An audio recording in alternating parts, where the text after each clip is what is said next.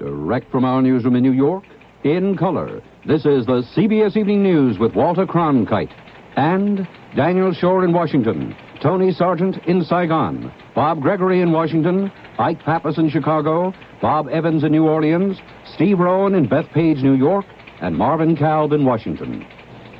Good evening. With the start of the Tet holidays less than a week away, there is growing evidence tonight of communist plans to attack South Vietnam's major cities, perhaps as early as next Monday when the Lunar New Year begins. A North Vietnamese soldier captured today by U.S. 1st Air Cavalry troopers northwest of Saigon revealed that his battalion was shifted into the area just 2 weeks ago to prepare for an attack on Saigon. Since then, he said, his unit has been lying low in the jungle waiting for reinforcements. In Saigon itself, the Viet Cong has stepped up terrorist activity. There were no incidents today, but a police search turned up 10 pounds of plastic explosives hidden just 60 yards from a big American billet in downtown Saigon. A new angle in the continuing terrorist battle in Saigon is reported today by CBS News reporter Tony Sargent. Saigon is a town that moves on motorbikes. There are more than 60,000 of them. Cars are so expensive in Vietnam that the cheaper motorbike has become the accepted way to get around. You may think of the motorbike as limited to 1 or 2 riders at a time. Not so in Vietnam. Saigon drivers have made the motorbike a family vehicle. 3 persons can ride without too much difficulty. 4 persons can get along all right for reasonable distances if they know each other well. Even a family of 5 can enjoy the togetherness that comes from piling Mom, Dad, and all the kids onto one motorbike. Unfortunately, the motorbike is also a weapon of war. Terrorists who throw bombs prefer the fast, maneuverable bike as a means of making their getaway. 2 men, one to drive and one to throw the bomb, can do a lot of damage. To counteract terrorists' use of motorbikes, Saigon police have decreed that any motorbike passenger over the age of 12 must ride side saddle. Up to now, that was only for women. The idea of making men ride side saddle is to keep off balance any passenger who might be a bomb thrower. Not only would he find it harder to throw the bomb, but his getaway also would be slower and clumsier. Saigon police have gone through 4 days of patient warning of motorists, instructing them in side saddle techniques. Presumably, from now on, they'll get tougher. Saigon's newspapers have echoed the men's displeasure at side saddle riding. Since now men must ride as women do, says one paper, the proud women of Vietnam will be even prouder. The men of Saigon may find side saddle riding just a bit undignified, but chances are they'll prefer it to being given a ticket or an invitation to the local jail. Tony Sargent, CBS News, Saigon. The Paris talks on ending the Vietnam War resume tomorrow. Today there was a flurry of secret high-level strategy meetings in Moscow, Saigon, and Paris itself. America's chief delegate, Henry Cabot Lodge, conferred with South Vietnam's ambassador Phan Dang Lam, while North Vietnam's chief advisor, Le Duc Tho, met in Moscow with Soviet Premier Alexei Kosygin. And South Vietnam's President Thieu and Vice President Ky held a similar session in Saigon. Radical left-wing students in West Berlin warned today of demonstrations against President Nixon when he visits that city later this month. They also said they plan to protest the March 5th election in that city of a new West German federal president, an election that's already brought a travel ban by the East Germans.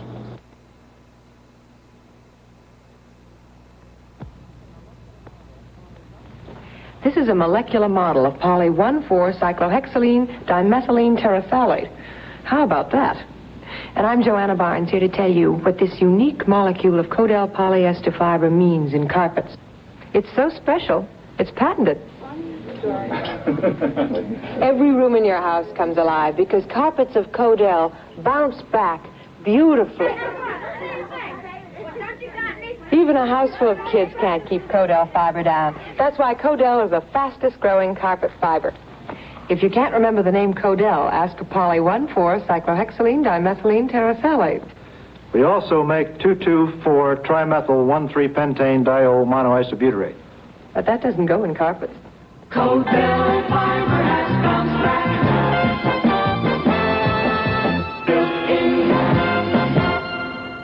Count on Codell, a member of the Eastman Kodak family. The year's 15th plane hijacking to Cuba occurred today over South America when several gunmen seized control of a Venezuelan jet with 73 persons aboard. The hijacking came as the State Department announced that Castro's government has agreed to let hijacked passengers leave Cuba on the same plane they arrive in, which will reduce considerably the delay and inconvenience. A senator and two prominent newspapers today urged that diplomatic relations with Cuba be resumed. Democratic Senator Stephen Young of Ohio said it's time that the nation recognize that the Castro regime is firmly entrenched. And he said that Cuba has been so interested in resumed relations that it has indicated willingness to negotiate compensation for the seized property of Americans. The Chicago Daily News and the Chicago Sun-Times, both owned by the Field Enterprises, took their stands in editorials. The Daily News called it childish not to be on speaking terms with a country only 90 miles away. Business relations between Peru and the United States, already heavily strained, took a turn for the worse today with indications that Peru is turning to communists for economic help. A two-man Peruvian mission left for communist China to work out a rice purchasing deal. At the same time, the government appeared ready to sign a trade pact, including technical assistance, with the Soviet Union. The influence of the Soviet bloc is felt throughout the Western Hemisphere, and the communist presence can be seen even off the U.S. East Coast. A fleet of trawlers was spotted there recently and is being closely watched by the Coast Guard. Today, some Washington officials took a look, and Bob Gregory reports. The fishing fleet has now increased in size, but separated into two groups. To the north, about 8 trawlers and 2 motherships are still in the area where the Coast Guard first made contact on Saturday, 14 miles off the Virginia coast. The other trawlers, numbering between 50 and 60, and practically all identified as Russian, are stretched for almost 70 miles along the North Carolina coast, about 25 miles out in the Atlantic. The Coast Guard, which has 2 patrol boats and reconnaissance aircraft in the areas, reports that the trawlers have not ventured inside the legal 12-mile fishing limit since Saturday. A group of Southern senators and congressmen flew over the trawlers this afternoon and later said they were satisfied the ships were only fishing, not gathering intelligence. Bob Gregory, CBS News, Washington. The Army has disclosed that some Nike Hercules anti-aircraft rockets guarding U.S. cities have had nuclear warheads for the last 10 years. In congressional testimony made public today, a general made that disclosure when questioned about public concern over accidental nuclear explosions from the proposed Sentinel defensive missile system. He said there are so many safeguards that the danger is nil. He did not say which or how many of the approximately 85 Nike Hercules sites have nuclear warheads. In the wake of the November defeat, Hubert Humphrey is busy trying to rebuild the Democratic Party, trying to bring its dissident would-be reformers and its old guard back together. Yesterday, he ventured into what might be called a test tube state, Illinois, where the old guard is well entrenched and the reformers are determined. Ike Pappas reports. Private citizen Hubert Humphrey has assumed a new role, that of peacemaker among the ranks of Democrats. Today he met with Chicago Mayor Richard Daley, leader of the party's conservative old guard in Illinois. And last night in Springfield, he addressed a group of young liberal Democrats who are locked in a struggle with the old guard over party reform and control. I have been told that as the defeated candidate of the Democratic Party, I have the unspectacular and rather undefined title of titular leader. Well, knock off the titular. I intend to be the leader of this party. My fellow Democrats, if we horse around and fool around and engage in fratricidal warfare and picayunish petty politics that gets no place, that's personal and has nothing to do with principle or conviction, if we fool around like that, we'll take a licking the likes of which no party has taken in years. And I tell you that we will be in serious trouble 4 years from now. But if we buckle down and think and plan and talk it out and come up with some answers of this troubled nation of ours and this troubled world and show that we're responsible, respected, thoughtful, constructive citizens with courage and with initiative, we can have a great victory in 1970. I intend to work for that victory in 1970. I do not like to lose. I don't mind being a good loser in the sense that there's no use of whining about what happens to you. And I'm not going to spend my time on that. But I'll tell you the best way to get over a defeat is to have a victory. I intend to help get one. Humphrey made it clear he was determined to heal party wounds nationwide, to build a unified winner by 1970. Referring to his session today with Mayor Daley, Mr. Humphrey reminded reporters that friendly meetings are always healing. Ike Pappas, CBS News, Chicago. But on the subject of National Democratic Party unity, supporters of Senator Eugene McCarthy have voiced criticism over the first steps toward reform. Curtis Gans, a McCarthy campaign director, said one of the two commissions named to draft more democratic rules and procedures contains no McCarthy people, and the other has only 3. In his words, they're saying you're not really part of our party.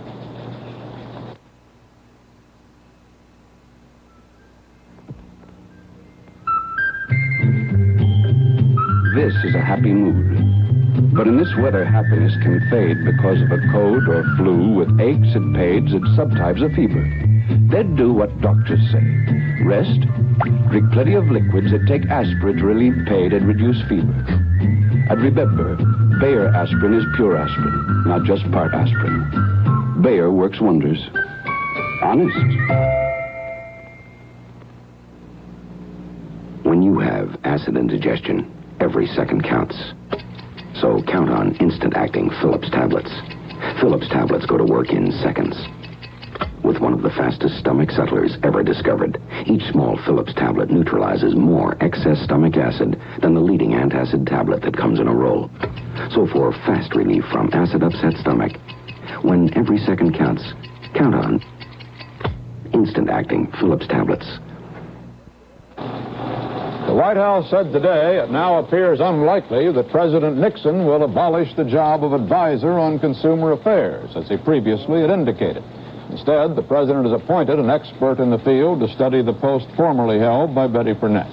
The expert, Miss Willie Mae Rogers, director of the Good Housekeeping Institute, will serve as consultant on consumer affairs and, for the time being at least, retain her job with the Institute. The Federal Trade Commission today ended 8 days of hearings on automobile warranties, and Chairman Paul Rand Nixon accused manufacturers of using warranties more as sales gimmicks than as pledges of service. And he pledged, we are certainly going to do something about it. The problem of narcotics has grown so big in the United States that government and private interest joined last July in a campaign to combat it. The participants conferred in Washington today, and Daniel Shore reports. A national coordinating committee to fight drug abuse has been formed by 63 government and private agencies boycotted by Negro organizations. And when the coordinating committee met an all-day session today, it heard from military and civilian officials that the problem is getting worse. Lieutenant Colonel Everett Hobson, Pentagon Director of Drug Control. Direct our attention to the number of marijuana cases worldwide investigated by our investigative agencies.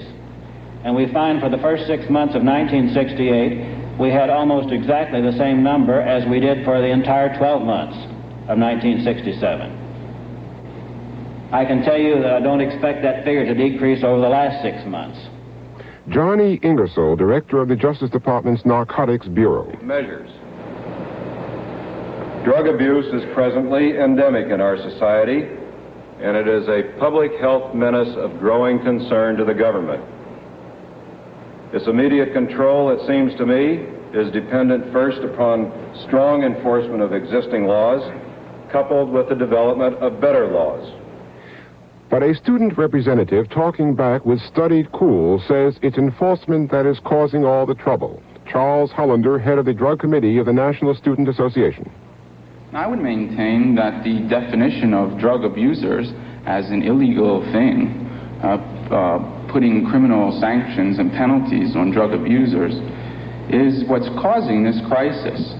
The council reached one decision today, an advertising campaign against drug abuse. The rest of the problems will be studied. Daniel Shore, CBS News, Washington. The star witness in the New Orleans trial of Clay Shaw testified today. He once told a police sergeant he could not truthfully say that Shaw was one of the men he heard talk of assassinating President Kennedy. Furthermore, Perry Russo continued, he never heard any of the 3 men actually agree to a plot. Bob Evans reports. Perry Russo, the witness with the hypnotically restored memory, said today he never heard anyone agree to killing President Kennedy. Russo was hypnotized 3 times by the district attorney before a preliminary hearing 2 years ago because his memory wasn't good enough in recalling a party where Russo says conversation turned to killing Kennedy. But Russo said he never heard anyone, including defendant Clay Shaw, agree to the assassination. Russo yesterday admitted the party talk might have been only a bull session. Today he added the description, they were just shooting the breeze. The defense counsel asked Russo that if he knew of plans to shoot Kennedy before Kennedy went to Dallas, why didn't he report it to authorities? Russo said he never knew if they were plotting against Fidel Castro or John Kennedy. Russo said he has never used the word conspirators to describe those talking. Russo agreed that not knowing if it was a bull session, shooting the breeze, or what, he didn't take it seriously. He just didn't consider it important enough to report to authorities. Russo admits to some doubt in identifying Clay Shaw, saying he once told a reporter, if Jim Garrison knew what I told my priest in Baton Rouge, he'd go through the ceiling. Russo said he told the priest he wanted to sit in a room with Shaw and hear him breathe and talk and thus resolve his doubts about identifying the defendant. Russo said this case had been a blank gray area to him. He said, I'd like to be out of it. There's too much personal turmoil. My world will never again be the same. Russo late today completed cross-examination after almost 2 whole days on the stand. Bob Evans, CBS News, New Orleans. In Los Angeles, jury selection in the trial of Sirhan Sirhan, accused of murdering Robert Kennedy, was completed today with the seating of 6 alternate jurors. Opening arguments are scheduled for tomorrow. Testimony released today at the Pueblo inquiry in California indicated sharp differences of opinion concerning destruction of classified documents aboard that intelligence ship. One senior member of the Pueblo's so-called spook unit said he never heard any order given to begin emergency destruction of documents. He also said the burning lasted only 10 or 15 minutes. Statements by Pueblo officers last week had left the impression that it lasted much longer. Prices closed mixed today on the New York Stock Exchange. The volume was heavy, 12,300,000 shares, and the exchange index gained 5 cents. January employment figures out today give no indication the U.S. economy is cooling off. The total unemployment rate remained at December's 15-year low of 3.3%, while overall employment increased slightly. The National Labor Relations Board began legal action today in the 85-day-old dock strike. The board is seeking an injunction to order longshoremen back to work until a vote can be taken on a proposed master contract.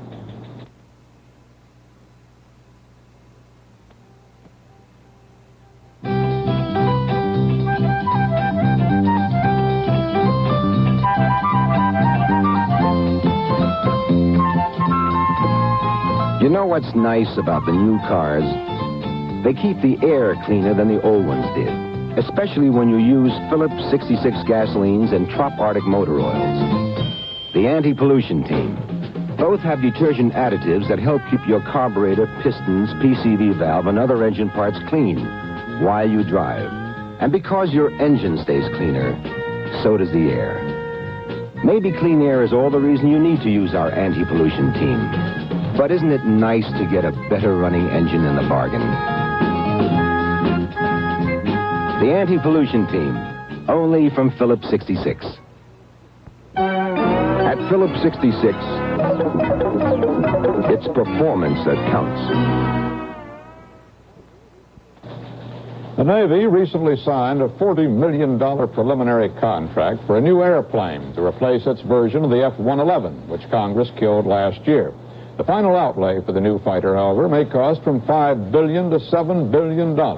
Steve Rowan looked into this curious tale of 2 airplanes. The first thing to remember is that this supersonic, swing-wing, twin-engine, missile-equipped warplane is not the F-111B, a supersonic, swing-wing, twin-engine, missile-equipped warplane. This model represents a brand new plane. Or does it? Will do the job the F-111B couldn't do. Or will it? Well, about the only things certain at this point are the facts that Congress has canceled the Navy version of the F-111, that this new plane is designed by one of the 2 principal contractors on the F-111, that the new plane, called the F-14, cannot go into service for at least 4 years, and that it will cost at least $400 million just to develop. over and above what's gone down the drain on the Navy's F-111B.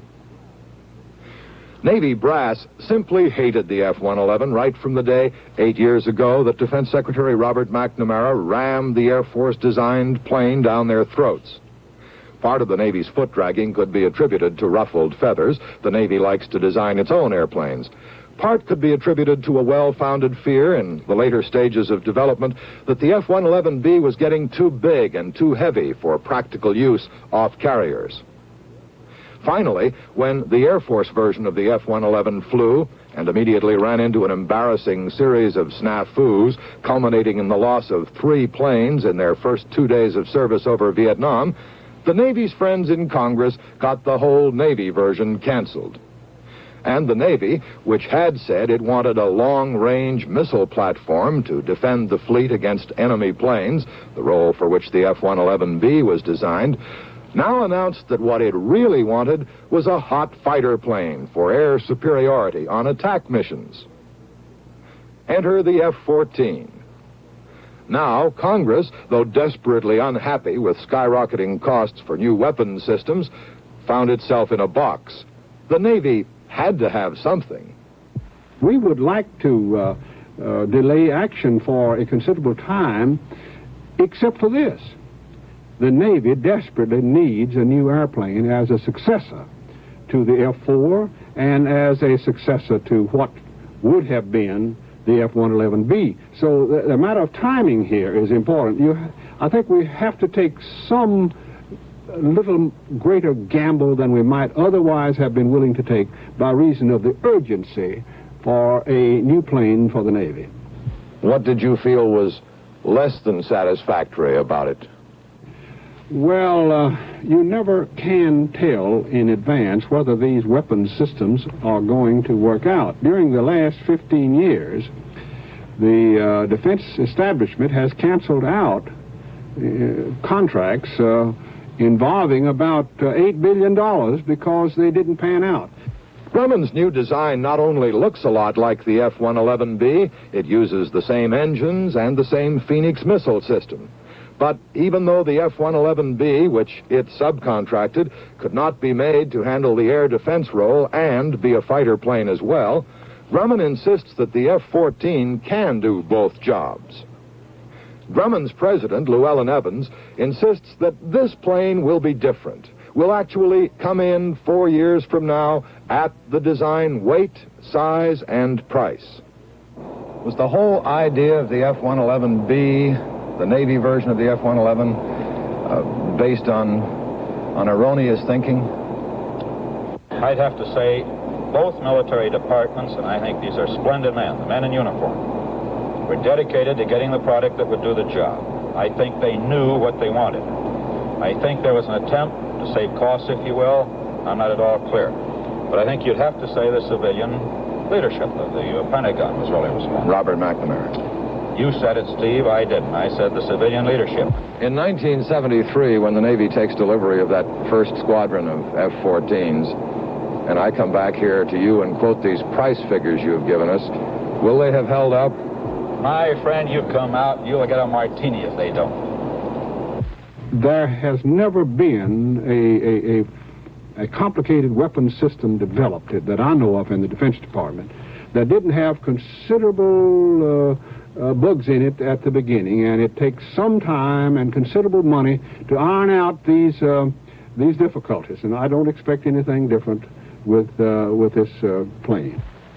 The stigma of the F-111 program and the circumstances under which this aircraft were developed and chosen by the Navy have cast something of a shadow over the F-14. Secretary of Defense Melvin Laird and the Congress will be watching it with an even more critical eye than anyone watched the F-111. And there's going to be precious little room for error. Steve Rowan, CBS News, Bethpage, New York.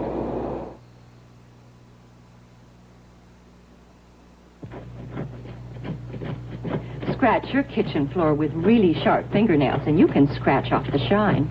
But not this side. It's protected with new Aero Wax for a shine that's hard as nails. Watch again. With a high-priced wax, the shine scratches off.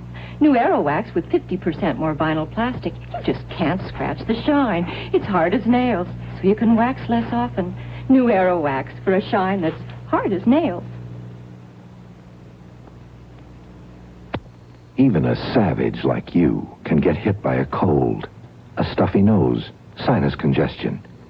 You need Dristan Nasal Mist. Dristan Mist helps clear that stuffy nose, sure.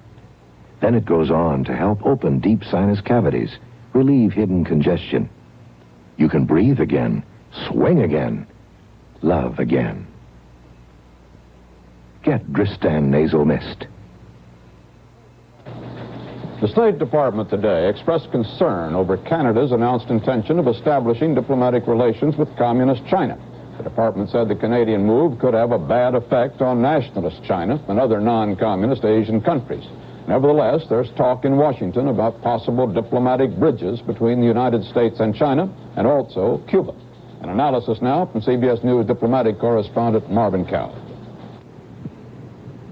At the State Department these days, there are the stirrings of spring, uncertain but challenging in two areas of major diplomatic concern: Cuba, the irritant in the Caribbean, and China, the unavoidable giant of Asia. The United States has diplomatic relations with neither country. President Truman withheld recognition when the communists took power on the mainland in 1949, and Chiang Kai-shek found refuge on the island of Taiwan. And President Eisenhower broke relations with Cuba in January 1961, one of his last official acts. President Nixon's advisors say he is open-minded about reestablishing relations with both countries. He has already tested the political climate and discovered that the once vaunted China lobby is impotent and the anti-Castro forces quite weak. He knows the communist monolith is fractured beyond repair or belief, and the argument is being made here more forcefully each day that contact with communists does not necessarily contaminate and may in fact cultivate a climate of acceptable relations with all countries. For the first time in many years, it is respectable here to discuss the recognition of China and Cuba. Clearly, the Nixon administration is of no mind to rush into major twists and turns in once controversial policy. But equally clearly, there is an unmistakable movement towards basic change, forced in the case of Cuba by the actions of hijackers, and in the case of China by the actions of allies towards diplomatic recognition, producing a feeling of national loneliness here. Walter? And that's the way it is. Tuesday, February 11th, 1969. This is Walter Cronkite, CBS News. Good night. In 1918, Leona Curry revealed her knees on a New Jersey beach. The nation frowned. Then she smoked a cigarette, thereby irking the establishment even more. Leona Curry was promptly arrested. And then in 1920, women started winning their rights. You've come a long way, baby. Now there's a slim cigarette for women only. New Virginia Slims, tailored for the feminine hand. Slimmer than the fat cigarettes men smoke, with flavor women like. Rich, mild Virginia flavor. New Virginia Slims in the slim purse pack. You've come a long way, baby, to get where you got to today. You've got your own cigarette now, baby. You've come a long, long way.